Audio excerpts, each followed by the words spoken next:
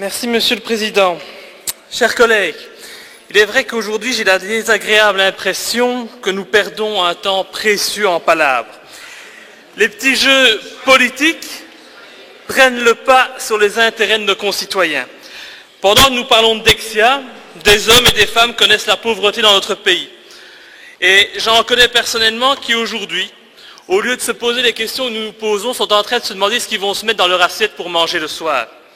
Et ce sont là les vrais problèmes que nous devons traiter en urgence.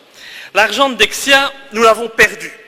Nous l'avons perdu grâce à l'incompétence des dirigeants qui ont été désignés ou acceptés par le monde politique. Cet argent, quoi que nous fassions, ne reviendra pas.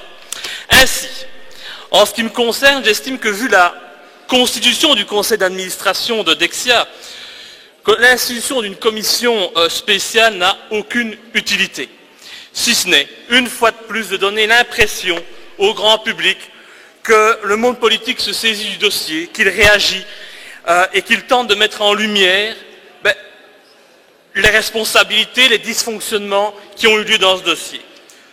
Tout comme ce fut le cas dans la commission spéciale abus sexuels, cette commission risque d'être encore une fois un grand show médiatique institué pour se donner une bonne conscience sans la moindre volonté de souligner les dysfonctionnements, ni pire, de sanctionner les comportements inadéquats des dirigeants de Dexia. Je ne crois absolument pas en la volonté des partis politiques présents dans le conseil d'administration de Dexia de dénoncer les agissements de leurs propres membres. Le CDNV fera évidemment tout pour défendre Dehaene et il en sera de même pour tous les autres partis. Il est temps de ne plus tromper l'opinion publique. Et moi, en tout cas, je refuse de participer à ce que je nommerais, comme M. De Decker, une mascarade. Aujourd'hui, je crois qu'il n'y a qu'une seule et unique institution qui soit en mesure d'apporter les réponses qui s'imposent. Et cette institution, ce n'est pas le Parlement, c'est la justice. Ne me faites pas croire que les loups se mangeront entre eux. Et ici, dans ce dossier, on peut clairement dire que les loups sont depuis longtemps dans la bergerie.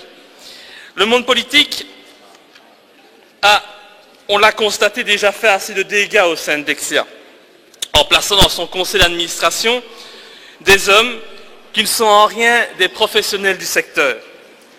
La course au mandat peut avoir des effets dévastateurs et Dexia en est la preuve vivante. Je pense sincèrement que le monde politique a aujourd'hui d'autres priorités à accomplir. Ne gaspillons pas encore l'argent du contribuable dans cette commission qui prendra immanquablement des airs de cirque médiatique. Tous les jours, on se rend compte que l'argent se fait rare et que l'encombrement de notre Parlement nous empêche d'avancer dans les vraies questions qui intéressent vraiment nos concitoyens. Gardons notre temps et notre argent pour faire avancer les projets qui auront une influence directe sur le pouvoir d'achat de nos contribuables. C'est cela, et cela uniquement, qui doit être notre unique priorité. Concentrons-nous sur l'essentiel et laissons la justice faire son travail si tel doit être le cas. Enfin, si l'objectif est d'améliorer la situation pour qu'on ne revive plus une telle mauvaise expérience, les choses sont assez simples, elles sont limpides. Il faut confier à l'avenir à des professionnels et non à des politiques dilettantes la tâche ô combien importante de gérer une banque. C'est vrai que je partage malgré tout l'idée qu'une commission d'enquête soit une alternative un peu plus crédible. Cependant, je ne crois pas du tout qu'elle ait la moindre chance d'aboutir à la vérité. Alors, si l'on devait voter sur la constitution d'une commission d'enquête, je m'abstiendrai, car je crois que nous devons avoir aujourd'hui d'autres priorités en cette période de crise où notre population subit les conséquences. Mais je voterai, en tout cas, contre toute proposition visant à instituer une simple commission spéciale que je qualifierais de commission mascarade et bonne conscience. On ne va pas recommettre l'erreur, ou plutôt l'hypocrisie qu'on avait commise lors de la commission abus sexuels, qui n'aura servi à rien si ce n'est à établir un recueil de bonnes intentions.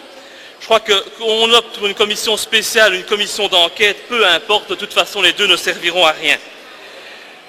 Donc voilà, je pense qu'il est temps de sortir des petits jeux politiques.